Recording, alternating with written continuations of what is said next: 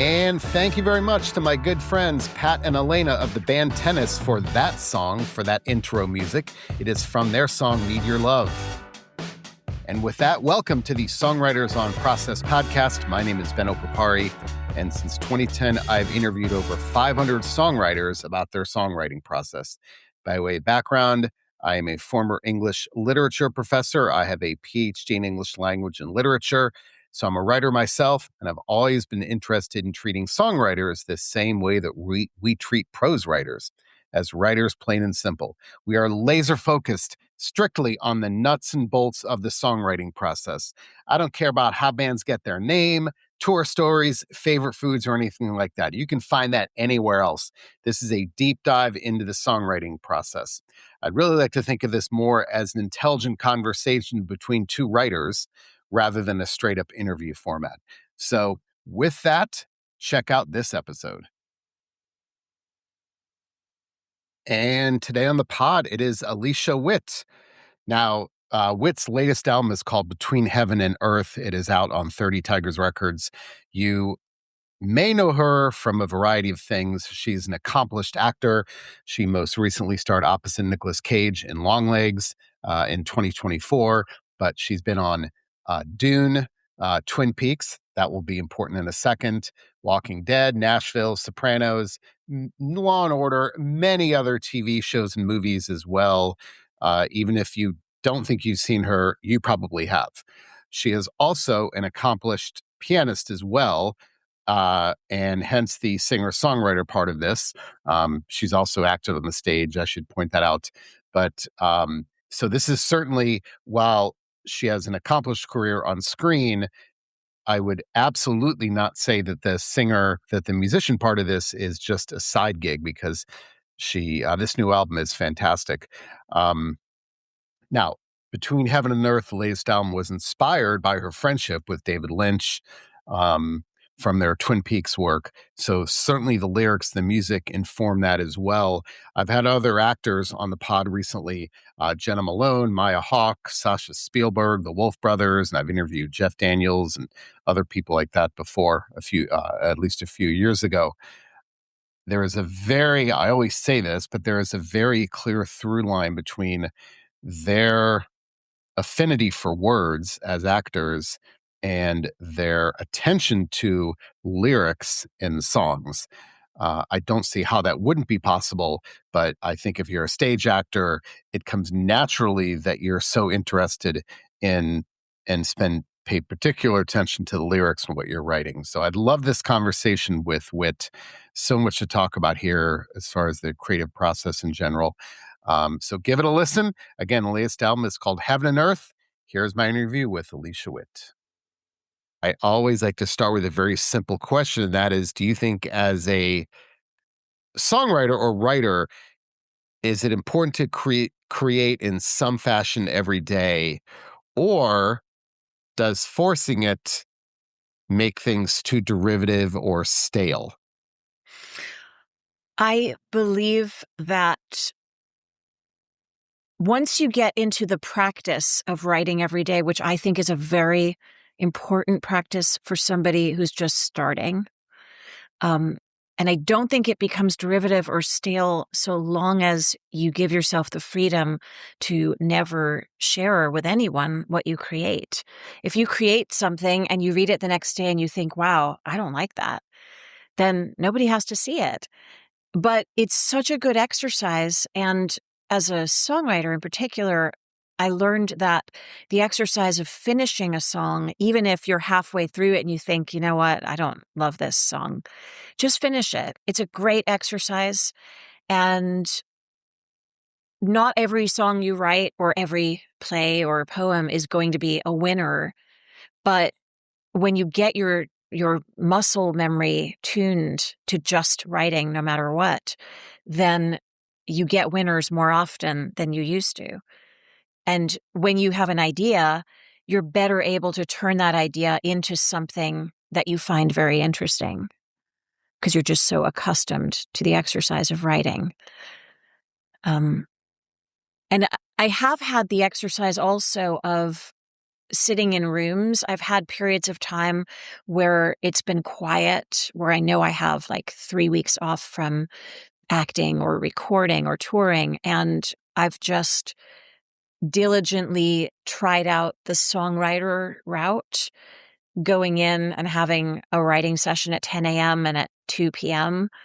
And I love that process also. That's what professional songwriters who earn a living from songwriting do.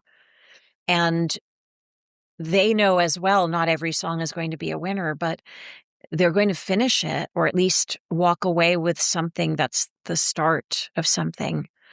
And it becomes an odds game at that point. You write 10 songs a week. One of them is probably going to be pretty good.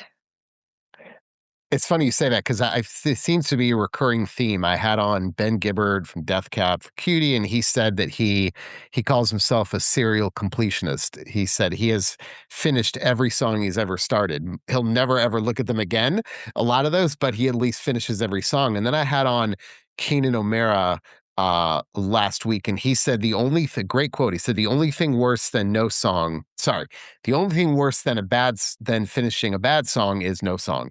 No, I have that wrong. Sorry. What he said was, let me get this straight. I wrote it down somewhere. He said, the only thing worse than, the only thing worse than a bad song is no song. So, in other words, you have to always finish.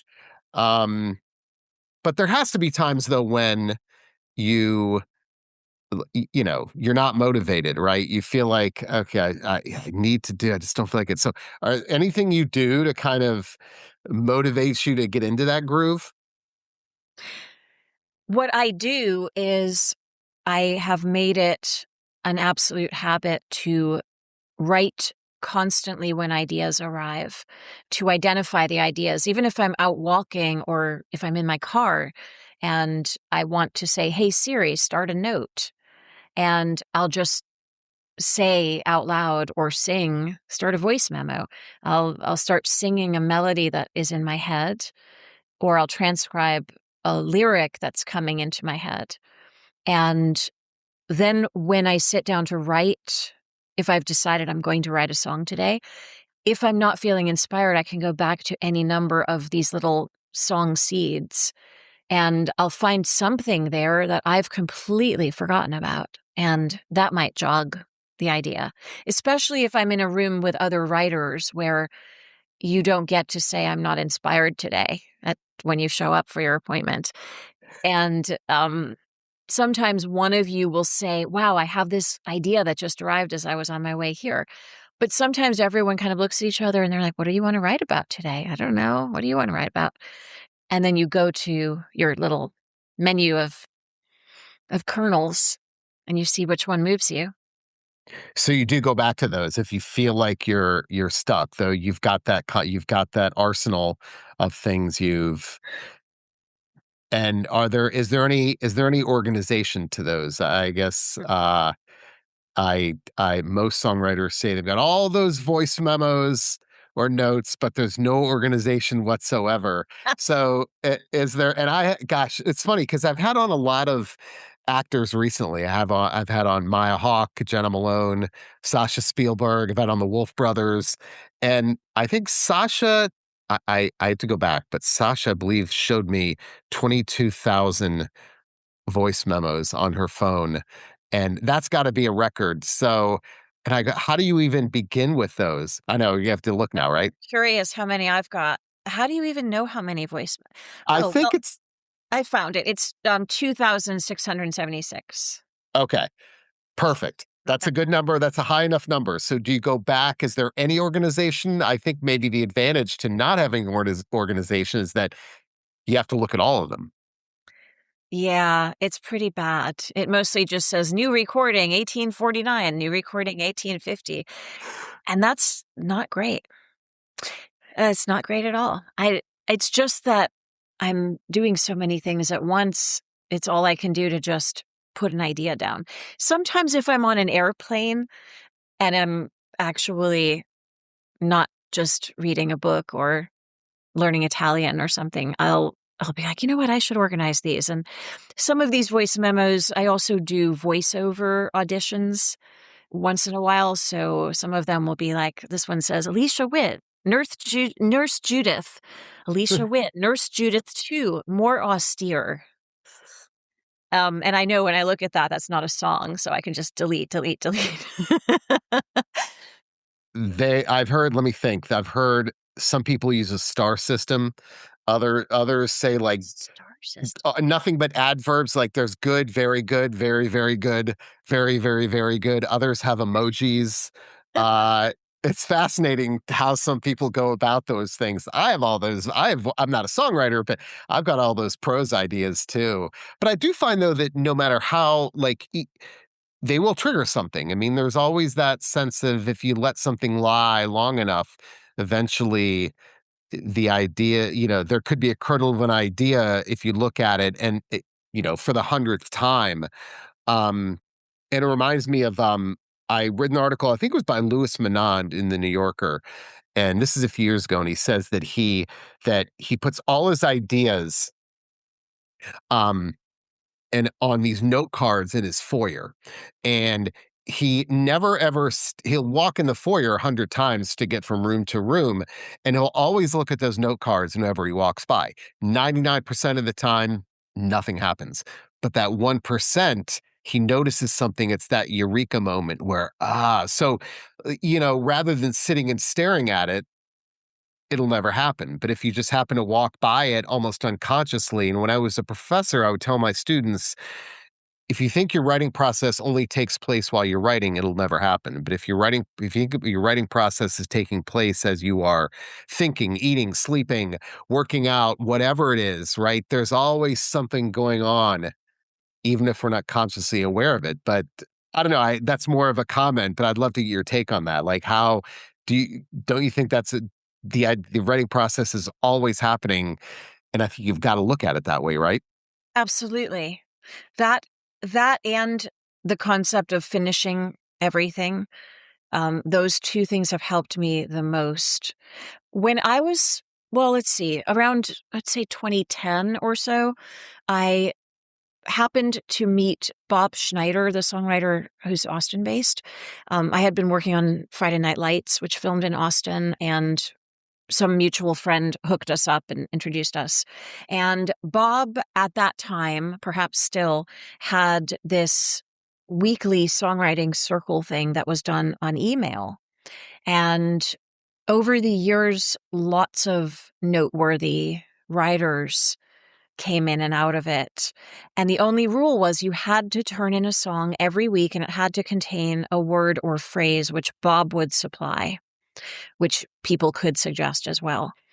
But every song had to contain that, and you had to turn in a song or you would get kicked out of the group.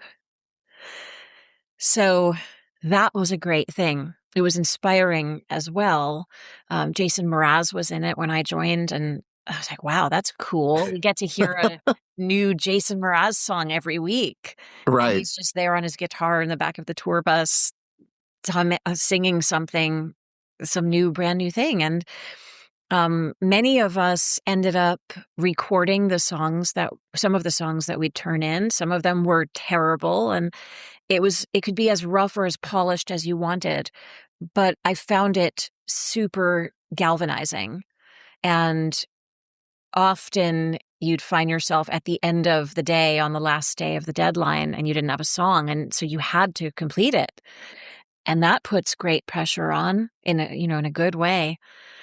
Some of my favorite songs from that time came because I had to write something and I didn't feel inspired, but sometimes the wackiest, neatest concepts come out. And a few years ago, I found a songwriting circle again through a songwriter that I knew here in Nashville. The leader of the group ended up stepping away from it about 6 months after I joined it and said, if anyone wants to take over, speak up or it'll just disband. And I said, I'll take over. So then I had my own songwriting circle for almost 2 years. And I once again did the thing. And many of the songs on the new record were written that way.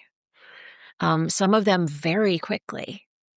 And I never thought when I was writing them, oh, this is going to be on my album one day. It was just like inspiration and feeling all of the influence that we'll talk about having to do with the album.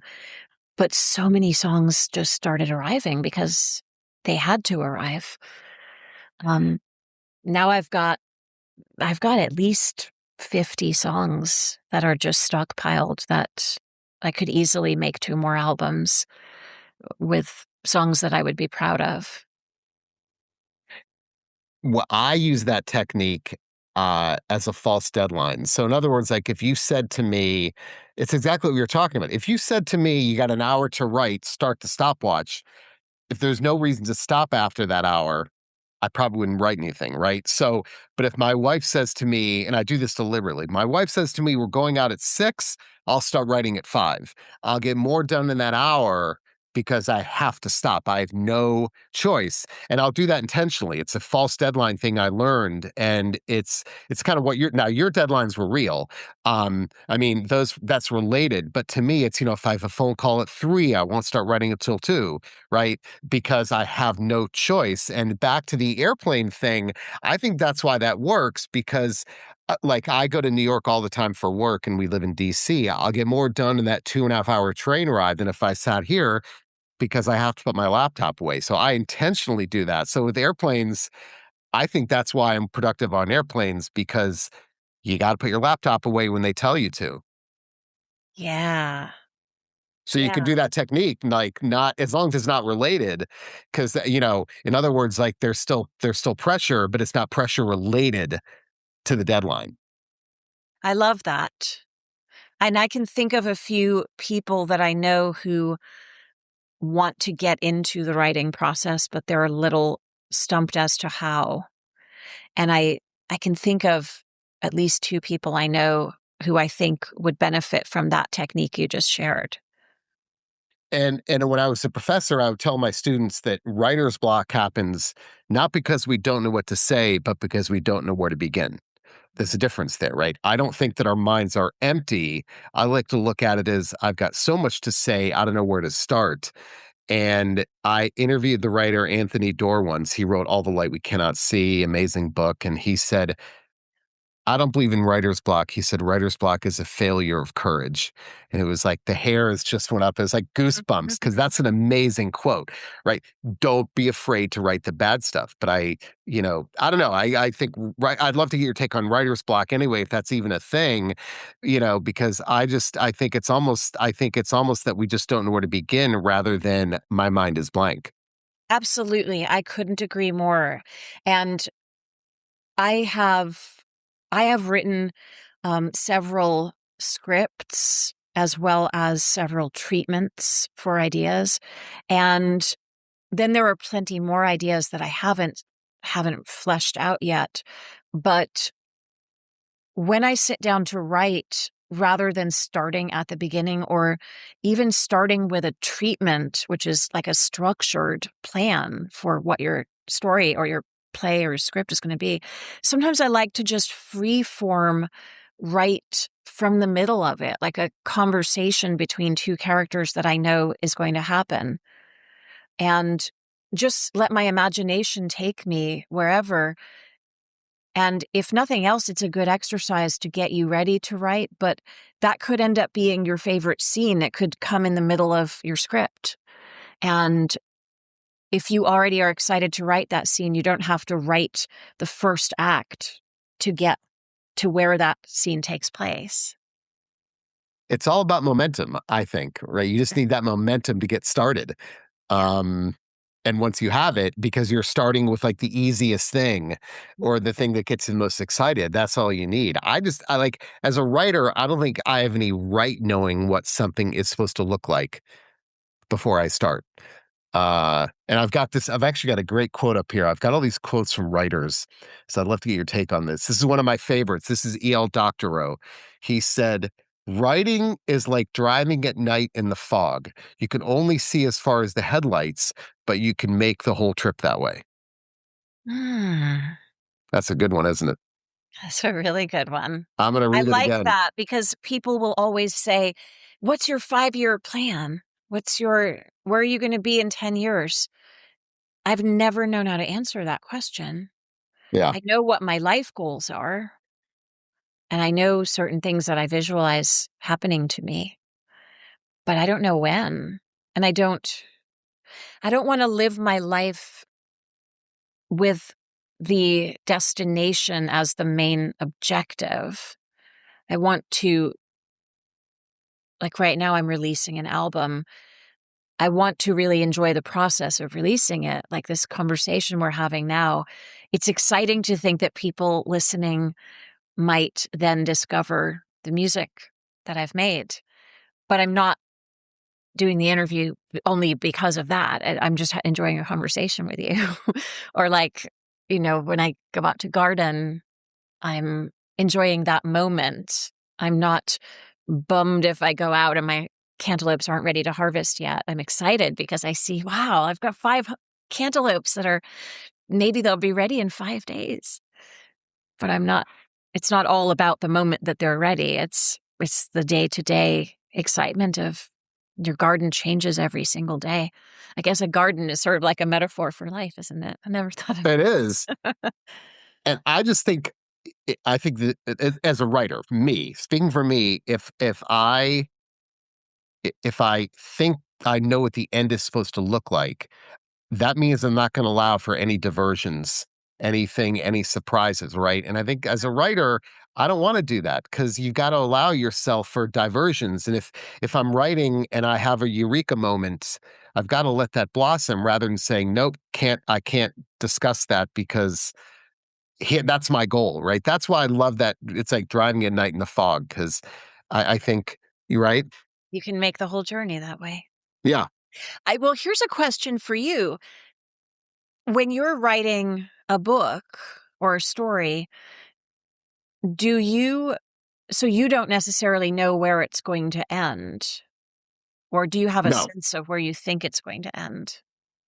I have a sense so that's a good question. So I did publish a book last year. A good friend of mine is a guitarist in the metal band Lamb of God, and we published his memoir last year on Hachette Books. So we went through that, and we're working on a second project right now.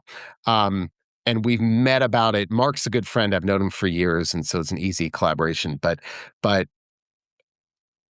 if I could tell you how many iterations those ideas went through, to the final I mean, it was the memoir is a memoir, but the way that we decided to structure it so many different ways. And absolutely, I can tell you for a fact that he did not write those chapters were not written linearly. He wrote them based on, what do I feel like writing about now? Rather than, okay, I've got to now write this next chapter that is about, that just follow the previous one. So I think I have a general idea, yes, but I think there's a real danger in being so narrowly focused that you don't allow your mind to wander and explore new ideas. Yeah, got it. One more question about the voice memos. Do you mix and match them ever? When you look at them, do you go, that might work well with that? How often do you combine those? That has happened.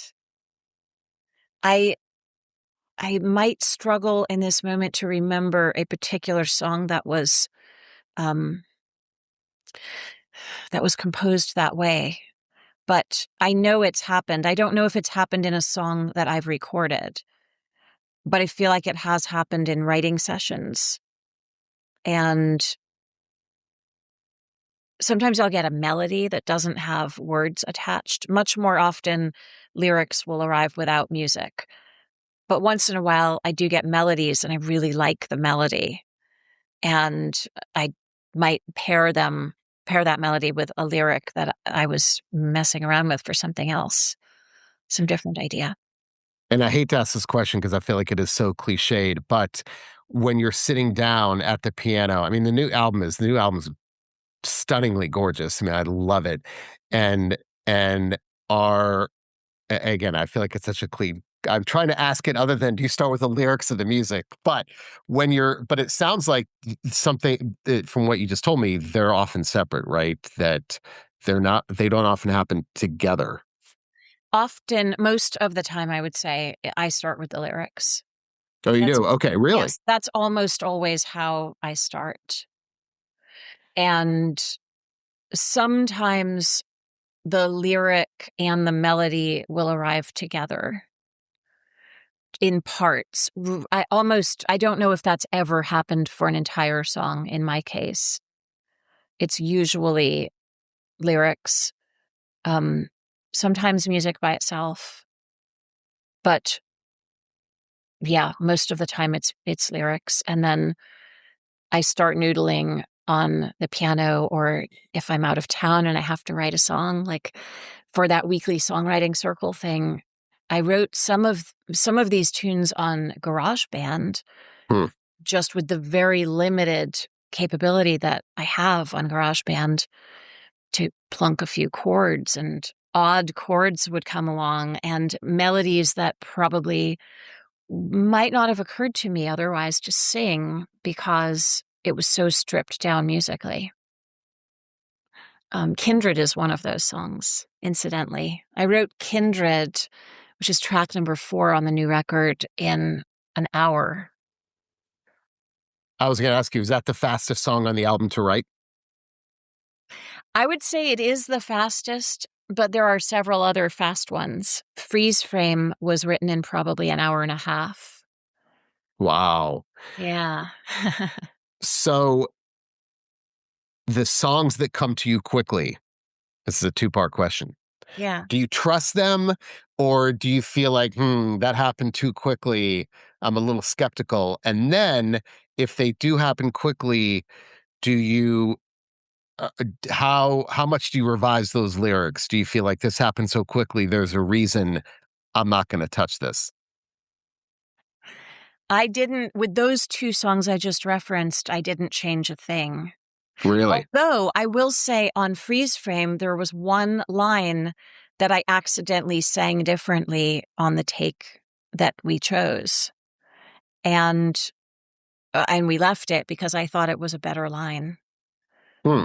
The line I wrote was, it was after, so I say, "You say I love you once again from your passenger side." The original line was, "And your Escalade takes part of me into the night." But in the moment when, because we played and sang this all live with the band, which gave it such an energy. I've never done a whole record like that before. So the line I sang was, "And part of me takes off with you into the night."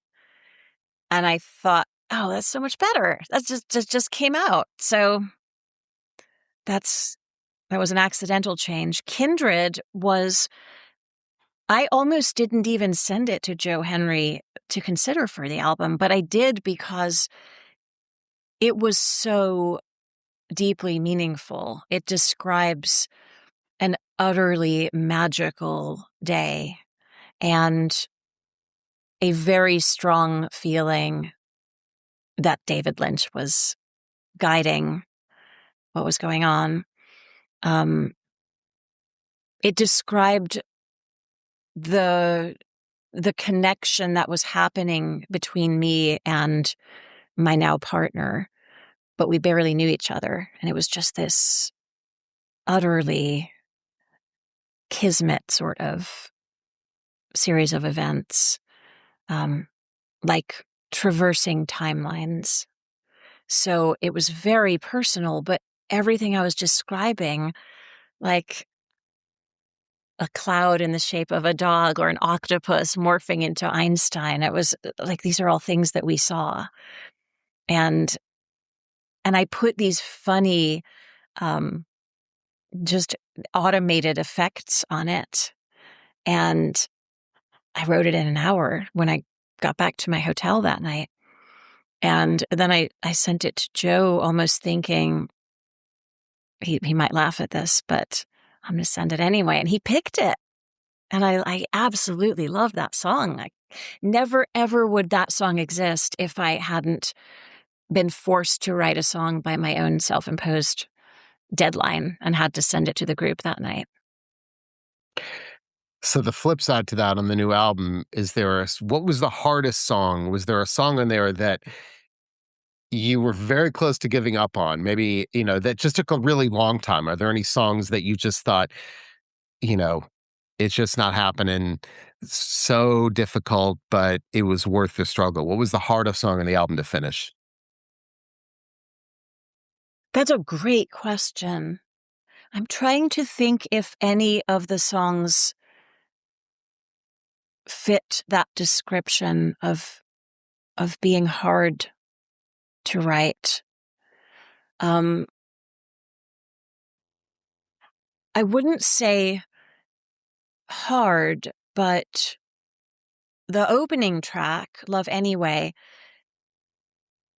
a lot of the chorus had come to me, the chorus with the lyric and the melody, that had sort of arrived together. And I was struggling mightily with the verses. I wasn't liking what I was coming up with. I thought it was cheesy.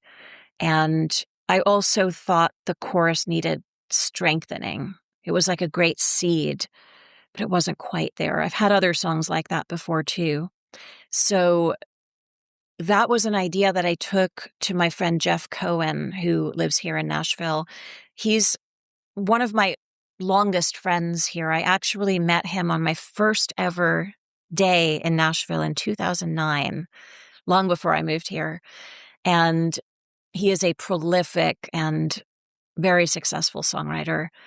And we wrote this one together. And it was amazing to me how, I wouldn't say I'd struggled for ages with it, but I'd felt frustrated because I thought it was a really good idea, but I knew the song I was coming up with was, in my estimation, just okay.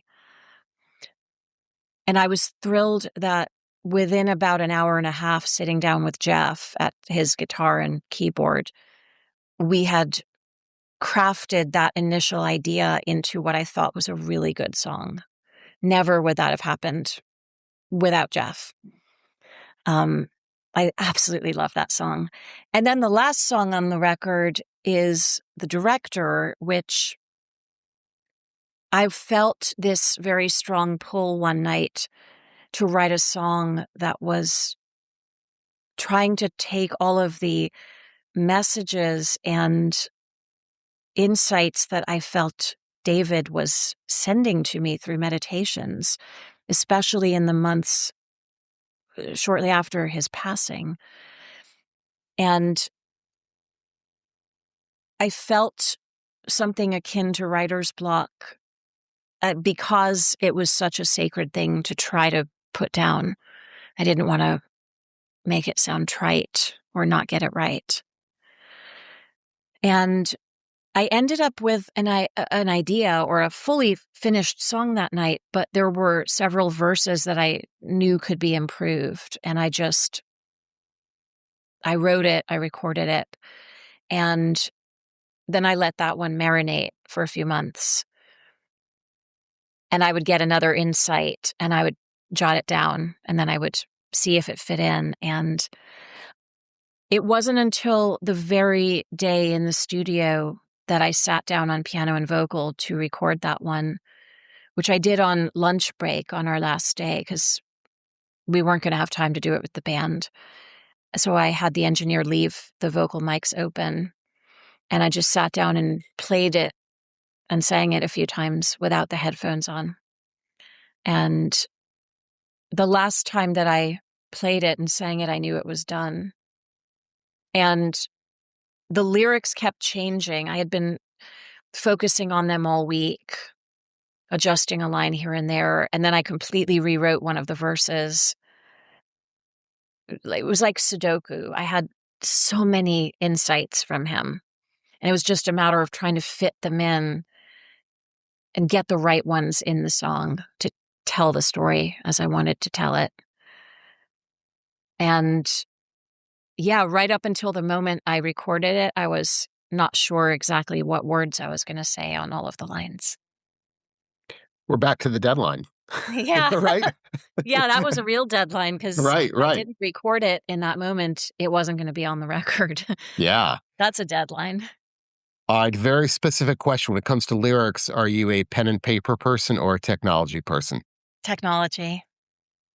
I was And afraid that's you were going to say that. yeah, I know and here's the reason. It's not I love pen and paper, and I love journaling on pen and paper. I love writing prose and lyrics on pen and paper too, but the only issue is that I can't write as fast as I can think, and I can type as fast as I can think. I'm a very fast typist. I've been typing since I was extremely ridiculously young, and I'm very fast at it. So fast that when I'm on with a friend, like on a Zoom meeting, or if I'm sitting across from a friend typing, they say this is like a sketch. I expect to look over and it'll be just like gibberish.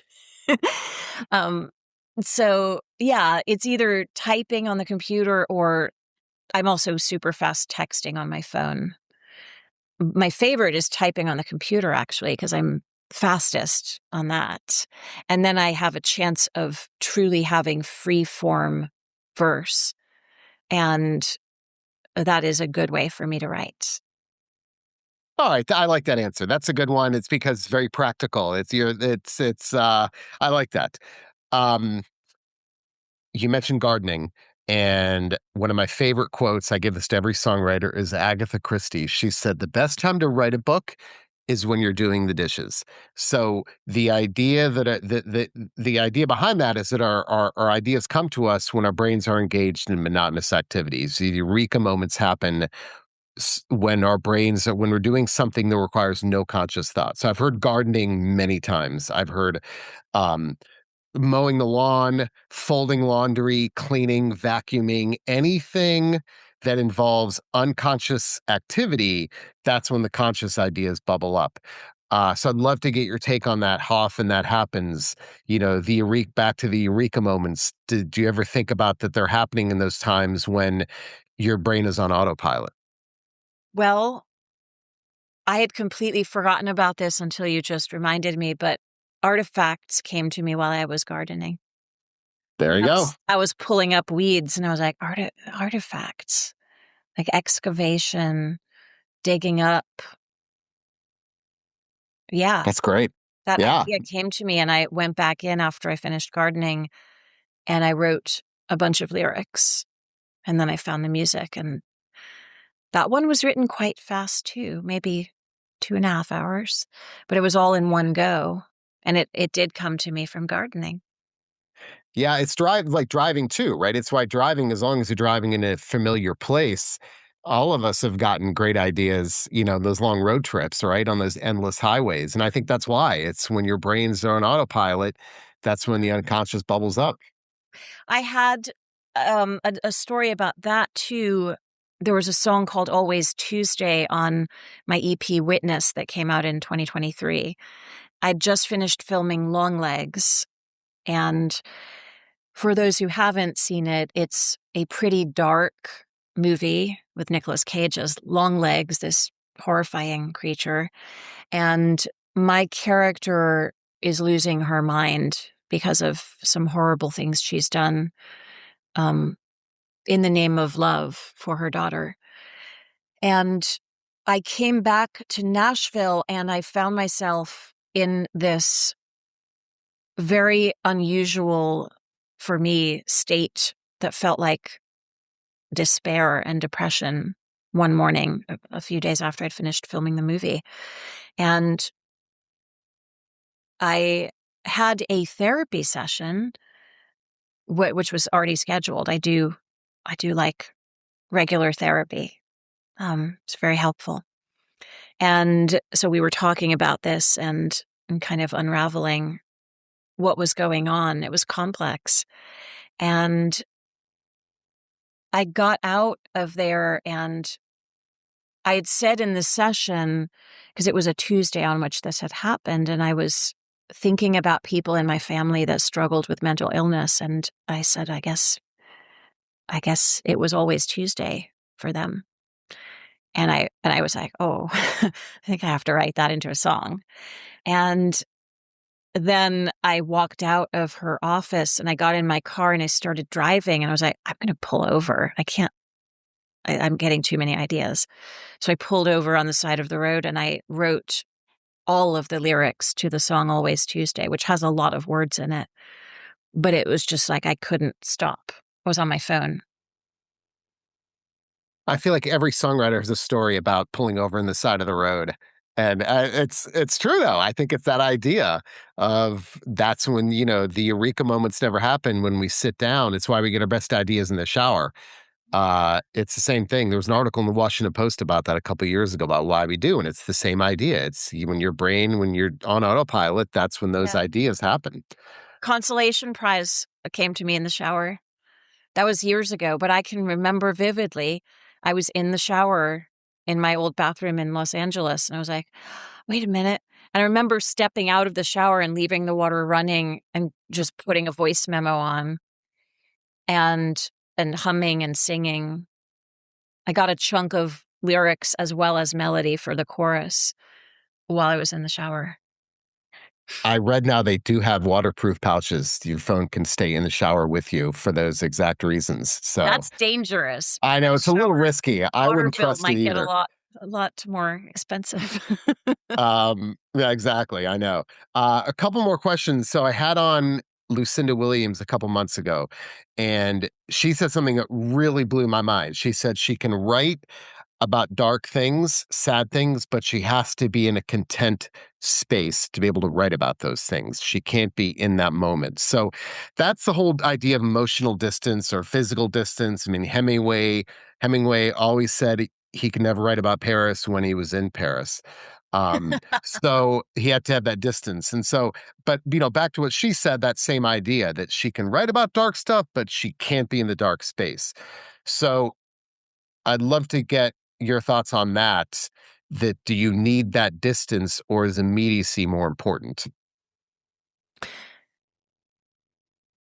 I have written when I've been in that dark space, but I'm thinking back to the songs I wrote in those dark spaces, and I dare say they weren't as good. Hmm. I think maybe they were a bit too heavy. I think that maybe it's better, as Lucinda said, to maybe better to have a little distance. Not always for me. Not always. Um, I remember a song called About Me that I wrote. I was really pissed off at someone, just annoyed. I found him to be a twerp. It was this younger guy that I had been dating. Um, I've not heard the word twerp in a long he was time. just applied. He It's was a a great word. We need to bring it back. I think it's out of fashion, but I love it. It's a when you said twerp, I immediately had an image in my mind of what that was. yes. Well, that's the thing. So it wasn't a dark, heavy, like I wasn't ripping my hair out in destitution, but I was just like, you know what? I've so had it with you. Are you kidding me? And I wrote that song, but I was genuinely angry. I was also shaking my head at the situation, and it ended up being, I would say it's a great song because there's so much going on in it. The chords are crazy and the words, it's just like a great revenge song, but ultimately it's about finding your own voice. It was all the inspiration for it came. This twerp broke up with me on the phone, long distance, and basically told me he needed to focus on his songwriting career. Um, if you ask if we've heard of this fellow, no, we have not. This was about 16 years ago. and and there was a moment when I had been hanging out with him and his manager in quotes, and somebody said something and it reminded me of a Damien Rice song, and I just started singing the Damien Rice song, like, oh, that you reminded me of a song. And I got this dirty look, and I was told afterwards, you were like showing off your singing voice in that moment. I was like, I was so not. What? I just, I did that line. Somebody said a line that reminded me of The Blower's Daughter. And I just sang that line. Anyway, the song says, what about me? This is my voice now. It's been too long letting you say it all. And I don't care how many ways you take down everyone else because I'm standing tall. And the idea came to me from that moment when he tried to quiet my singing voice. And the song gave me a great sense of catharsis. And it came from, look, I could buy a tub of ice cream and drown my sorrows, or I could write a song right now. And I'm so glad I chose to write a song. You could do both too. I mean, you could buy the ice cream while you're writing the song. Yeah, I could. I don't usually eat while I write, though, for some reason. Well, I was going to ask you that. So, is there, when you write, I mean, I'm fascinated by the rituals of writers. We all have our quirky rituals. Is there a certain, when you write, is there a certain room, chair, time of day? Is there an ideal ritual when you tend to get your best writing done? No, not Okay. for. I've written songs at all different hours and in all different situations. I think I have trained myself since I decided I was going to do this in earnest, which has been almost 20 years now that I've said I'm going to write songs and I'm going to put them out and I'm going to be a singer-songwriter, not just do it in my living room for fun once in a while. Um, but I've learned, I travel so much for my acting career. I'm constantly somewhere different. And I just have had to learn to write wherever I am. And often ideas will come while I'm working on movies. I try to make sure I have a keyboard set up in my apartment or hotel if I'm going to be there for a while so that I can go back and try to put music to these lyrical ideas. But I'll often get ideas when I'm on sets. Or if I'm having dinner with friends, I might go to the bathroom and jot down a very quick idea while I'm in the bathroom and then come back out. Again, very, very common with songwriters. The whole, you're at dinner, you got to run to the bathroom, you pull out that voice, that phone, and or whatever, and jot down that idea. Yeah. Uh, I love it. I would say I used to be a drinker of alcohol, and it's almost 5 years since I've had a drink. And I do love my caffeine. So coffee helps with the writing process to a certain extent. But as I think many folks who have quit drinking, who are artists, have wondered, would that put a crimp in the flow? Because I would say before I stopped drinking, I would sometimes use a shot of whiskey or a tequila or something like that. And it can unlock some stuff. But also, when you make up your mind you're not wanting to do that anymore, that inspiration just comes anyway. You just get in the practice. And I practice TM, and I didn't used to be as diligent about it as I am now. But wow, I get so many insights, solutions to problems, as well as song lyrics, as well as song ideas. It's it's wonderful when you can just allow your mind to run wild or harness your dreams. Sometimes insights come that way. So I think whether you're using whiskey or caffeine or just meditation or just allowing yourself to take the handcuffs off and just allow your mind to bring you these little treasures. There's so much there to be tapped into. Yeah. All right, let's end with this. I find that songwriters are pretty voracious readers, so I'd love to know who are some of your favorite authors. Whether they have an effect on your songwriting doesn't matter, but I don't talk to many songwriters who have been around for a while who say, "Yeah, I don't read. It's a waste of my time." I mean, there's a pretty clear through line I found between longevity as a songwriter and reading. So I'd love to know, who do you like to read? I'm currently reading, and I use this loosely because I'm so occupied at this moment with the album release and a lot of things leading up to that. I'm not reading every day, but I like to read every day if I can, even for 10 minutes. Um, and the book is called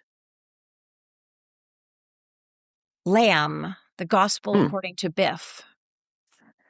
And this is a book that came out 20 years ago, I believe. I think it's written by Justin Moore. Pretty sure that's the author's name. And Biff is Jesus's childhood pal.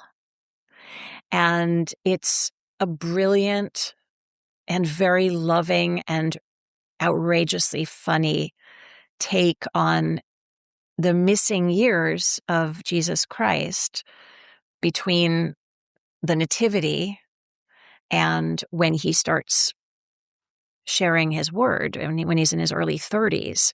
There's a whole chunk, there's decades missing in that story. So this author has brilliantly invented this best friend for Jesus. And this friend is not very reverent. And he's come back, he's been reincarnated and brought back to earth. And an angel has basically kidnapped him and said, "You have to help us." So he's in present day and he's recounting his life with this best friend of his 2,000 years ago. And in this telling, which has been suggested by scholars as well, Jesus traveled to all these different lands like India and China, studied Buddhism, um, studied all the ancient wisdom, the Bhagavad Gita, and it implies that the teachings of Christ are far deeper than just what Christianity is sometimes thought to be. It's quite wonderful. I really like it. Quick follow up. Then, if you're reading a book and you're not feeling it, do you have to finish it or can you put it aside and never pick it up again? I can put it aside and never pick it up again. You And I said that also, without hesitation. yeah, and I'm the same way with movies or TV series as well. I just don't have that much time. I'm not someone who has the TV going at all times. I mean, there's weeks when I don't even put the TV on. And if I'm going to devote myself to a series, I have to love it. I have to really get hooked and invested. And like Yellow Jackets is one of those series for me. I just love that show. I can't wait for the last season, and I just wish I had gotten to be on it. But I can't wait. I will devour all of those episodes. But yeah, it frequently happens, and it doesn't mean that I think it's a bad series or I don't appreciate its merits. It's just, I just don't have time. I'd rather spend my time on something that's really going to grab me. And if I'm I curious, sometimes this is an awful confession, I guess, but if I'm watching it and I'm not really feeling it, but I'm curious how it ends, I'll just look up how it ends. Of course, I won't say what. That's hilarious. I love that. Because I'm only thinking, I think I've done that before too. So, Life um, is short and there's I so know. much. That's actually the beautiful thing about the time in which we live and the fact that there's so much content and the fact that anyone can put out an album, which is wonderful. I feel really blessed to have 30 Tigers behind this album because I know they're helping get it out to a lot of people. But music is so completely up to the listener. And whether you love something or it becomes part of your soundtrack or it's not your cup of tea, there's no reason if somebody loves a song that everyone else in the world is going to love it too. And it's the same way with any kind of art. And that's it for today's episode. Thank you very much again to today's guest. And also thank you to Elena and Pat of the band Tennis, my good friends, Elena and Pat, for their intro and outro music that you're hearing right now. That is from their song Need Your Love. Hope you enjoyed today's episode. If you have questions, comments, concerns, complaints, people you want me to interview, I read every email I get. You can contact me through the website or at ben@songwritersonprocess.com. I can't promise you I can respond. I get tons of emails, but I do read all of them. I hope you enjoyed this episode. Have a great day.